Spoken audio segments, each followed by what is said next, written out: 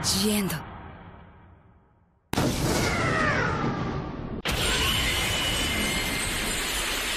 What is happening, guys? Cowboy here, and welcome back to Monster Hunter World, and this is my heavy bowgun build, the Bomberman.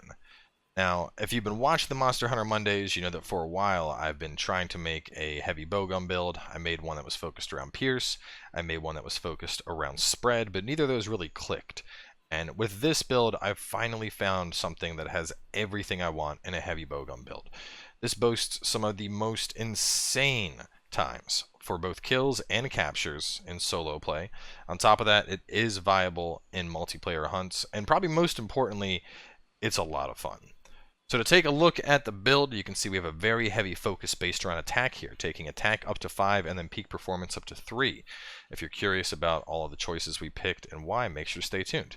But to jump into the build in depth, this build is very heavily based around speedrunning style builds. Now, one of the most common strats with speedrunners is the Zora Magdaros heavy bowgun, and you basically use Rocksteady, bomb out clusters, and then while you're reloading, craft more on your wheel, and then get back into it and start bombing. And while it's not a very involved strategy, it undoubtedly boasts some of the best kills in the game. The first time I ever saw this in action, it was very close to release, and somebody doing this and getting like a sub 2-minute kill on Nergigante. And my first thought was, wow, that's fucking devastating.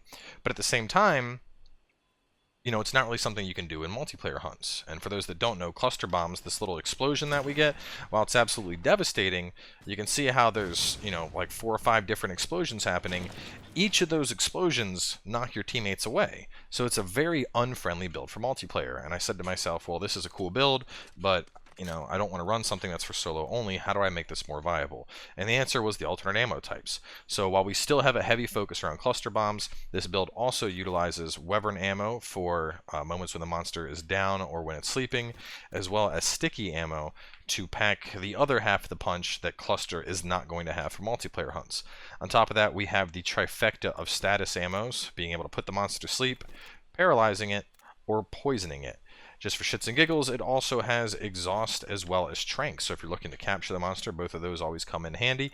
And then if all of our special ammos don't finish the monster off, we can always fall back on Pierce 3 as well as Spread 3 to get the job done.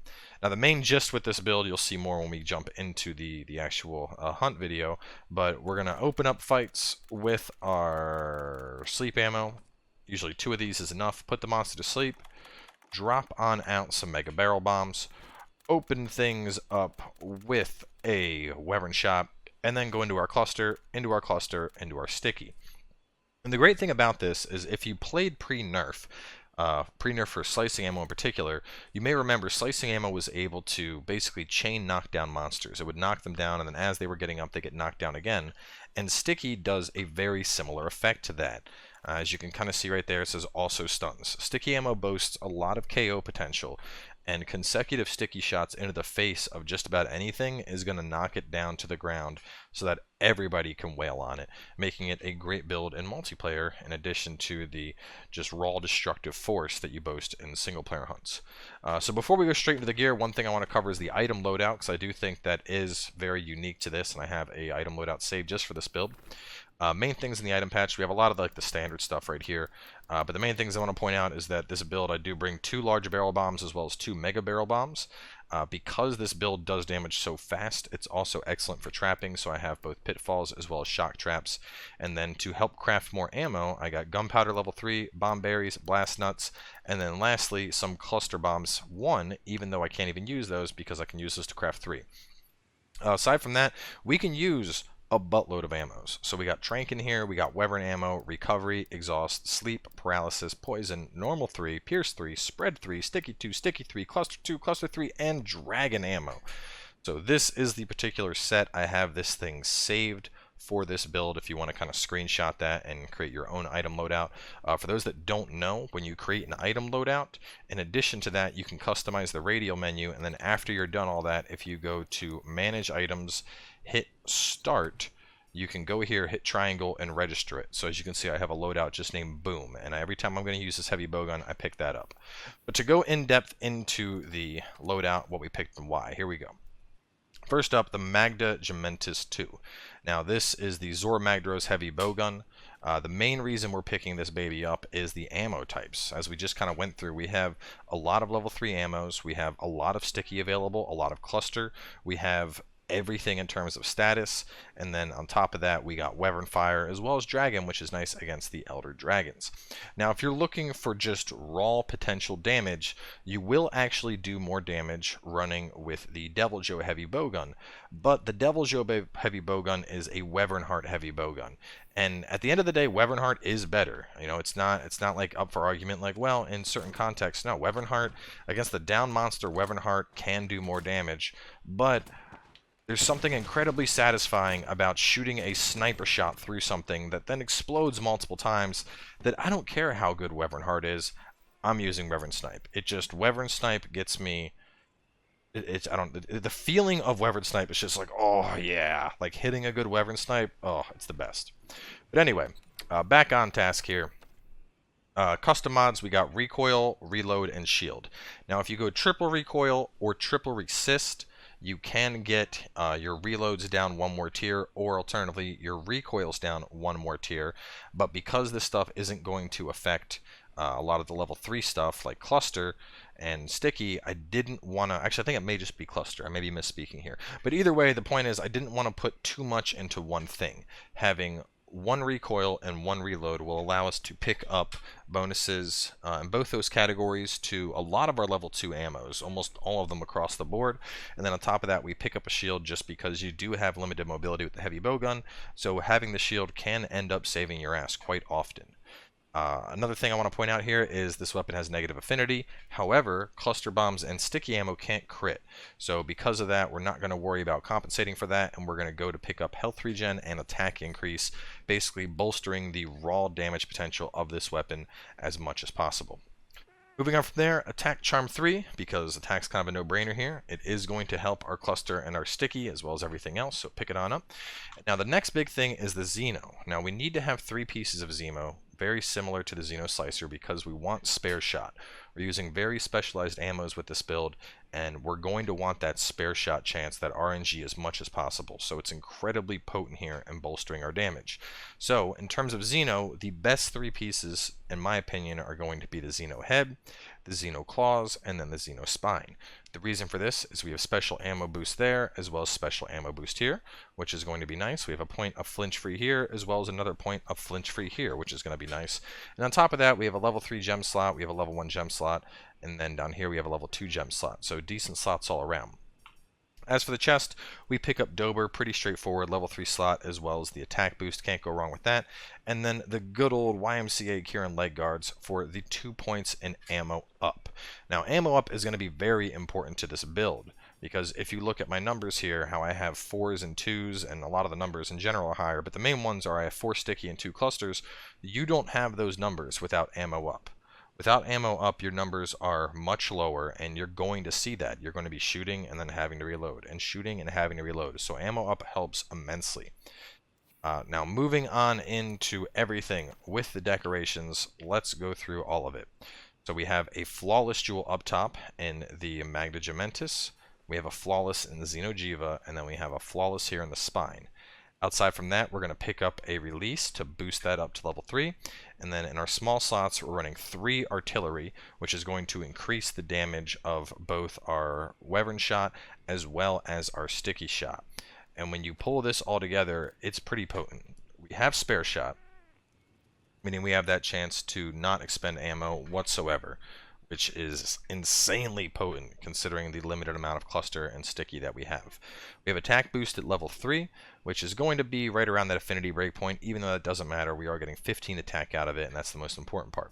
We have ammo up, which is going to help every single ammo we have. We have peak performance, so when we're at full health, we get an extra 20 attack, and maintaining that isn't going to be too bad because of the health regen we have on the weapon. We have artillery up at level 3, which is going to be boosting the power of our sticky as well as our Wyvern shot. We have a little bit of blight resist in there. It's just kind of nice to have. Don't really care about that. We have the special ammo boost up at level 2, which is going to boost our Wyvern snipe up by 20%. And then we have flinch free on here, which you're not really going to get knocked back a lot, but you know, it can be nice to have. So now that we've covered everything, I think the more important thing with this build is really showing what it can do in a hunt. So let's jump right into it. So for our hunt with this fantastic setup, we're going to be taking on a Black Diablos. Definitely one of the more aggressive monsters in the game, I think. Get all set up and then jump on down and give them the business. So of course, the very first thing we're going to be doing, as I mentioned, is sleeping the target.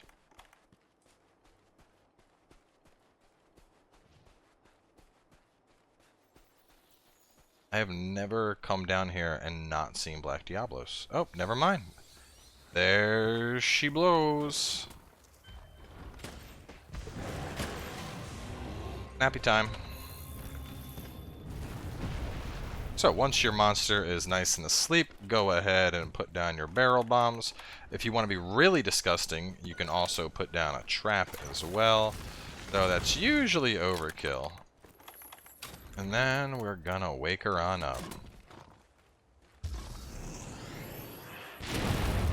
Now, right after the wake up, I like to immediately go to a wyvern snipe because the monster is going to roar.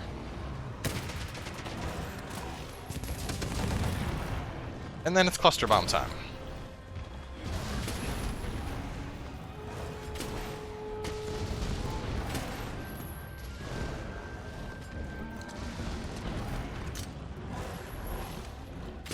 I'd like to point out that both the horns are broken already. While it's stuck, queue up some more wyvern ammo.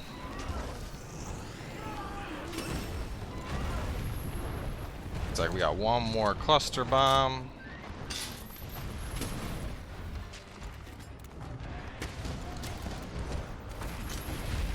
And then if you want, you can try to sleep it a second time.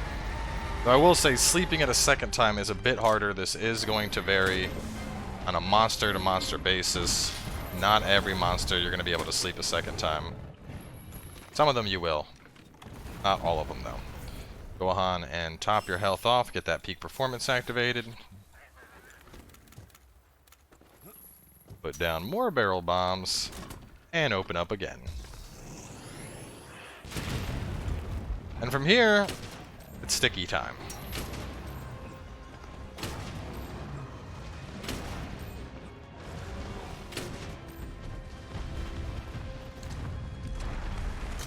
This is where this shield comes in handy. We know it's going to come out of there. Oh, it didn't even come at me. Go on and put on my vitality mantle just for good measure.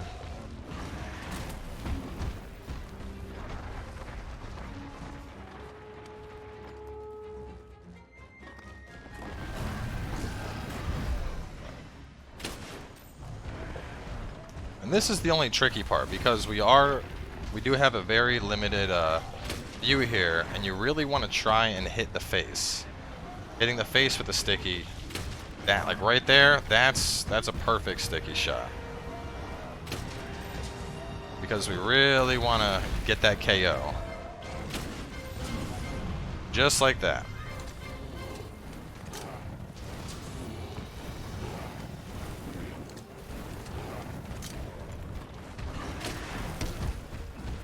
And now we'll go to our sticky 2.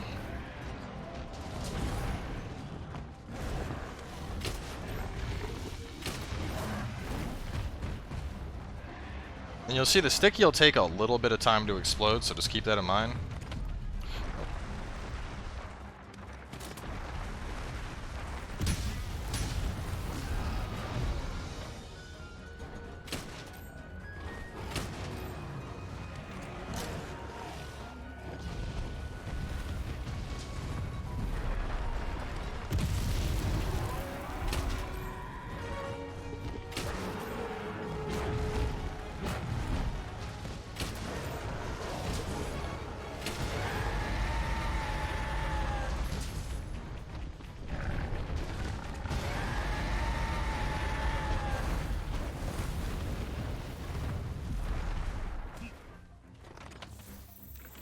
She's running.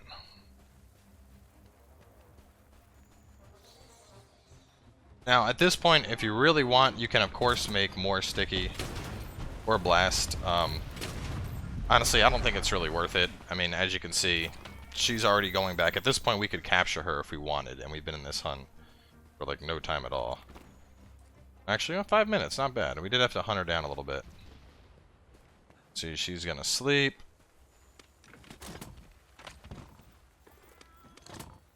It's always best to wake them up right, you know?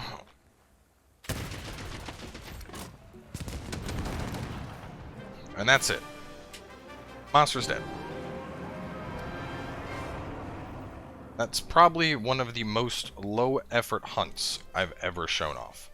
And the big thing is, like I said, in multiplayer, obviously, you need to avoid using the cluster bombs unless you have an opportunity. For example, you get to the monster and no one else is around, you know, mantle on up and start dropping those bombs down. That's a great time to do it if you're going to do it. But other than that, you're going to want to avoid the cluster bombs to make sure you don't trip anybody. But, as I mentioned, sticky ammo, obviously tons of KO going into the face.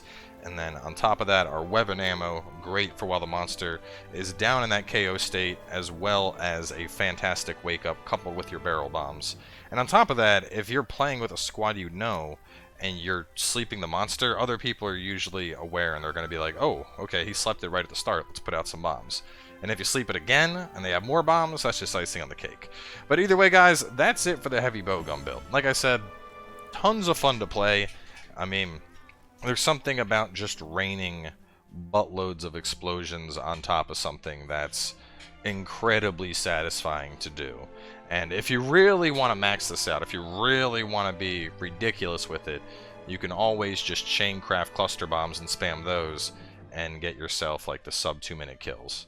But either way, guys, that is going to wrap things up for now. So thanks for watching. Hope you enjoyed the build, and we'll see you next time with more Monster Hunter World.